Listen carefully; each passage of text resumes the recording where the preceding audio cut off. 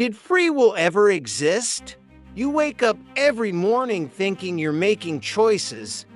You believe you decided to watch this video. You believe you chose your career, your partner, your life. But here's the uncomfortable truth. Neuroscience has caught what philosophy suspected 350 years ago. Every decision you think you're making has already been made by your brain before you're even aware of it. Baruch Spinoza understood this. He didn't call it neuroscience because it didn't exist yet, but he called it something else: necessity. In 1677, while Europe believed in the almighty power of human choice, Spinoza wrote something that should have changed everything. Men are conscious of their desire and ignorant of the causes by which they are determined. Translation: you feel like you're choosing. You have no idea what's actually controlling you. This is not a pessimistic rant. This is the archaeology of your mind. And once you see it, you can't unsee it. Let's start with the neuroscience first. In the 1980s, a scientist named Benjamin Libet ran an experiment that broke everything we thought about free will. He asked subjects to press a button whenever they wanted.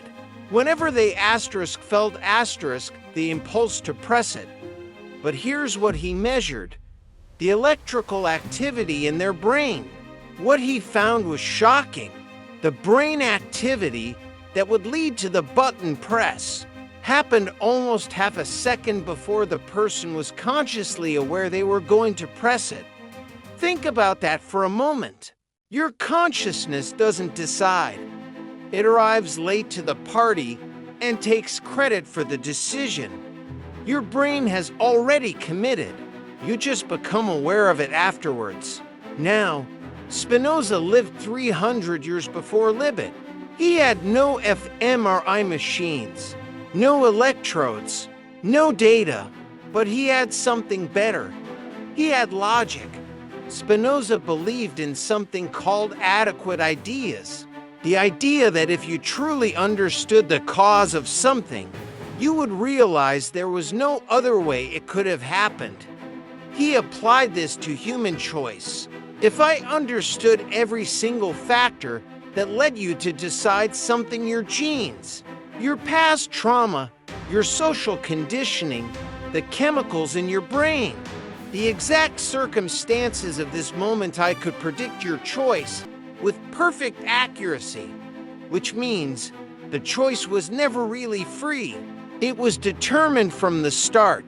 You are not the author of your decisions. You are the character who discovers them. And here's where it gets darker. The system needs you to feel like you're choosing. Because if you knew you weren't, everything would collapse. Your responsibility, your guilt, your pride, your entire moral framework, all of it built on an illusion. But here's the paradox that Spinoza left us with.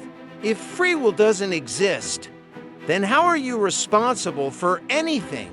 If your brain decided before you knew it, who is the you that's guilty? And here's the kicker.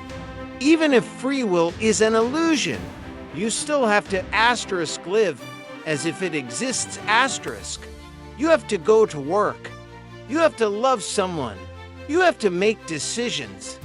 You have to feel guilt when you hurt someone, because the alternative, accepting total determinism, would paralyze you.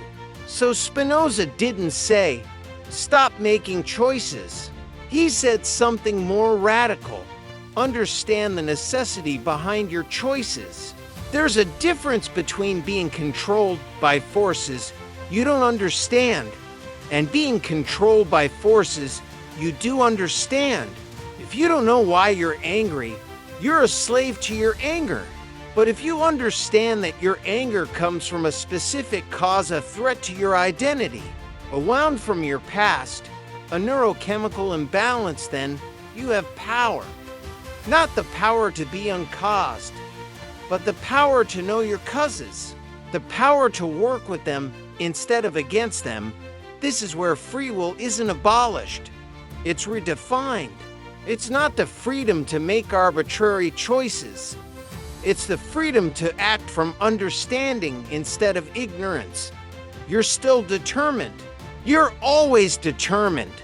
But a determined person who understands themselves is freer than a confused person who thinks they're choosing.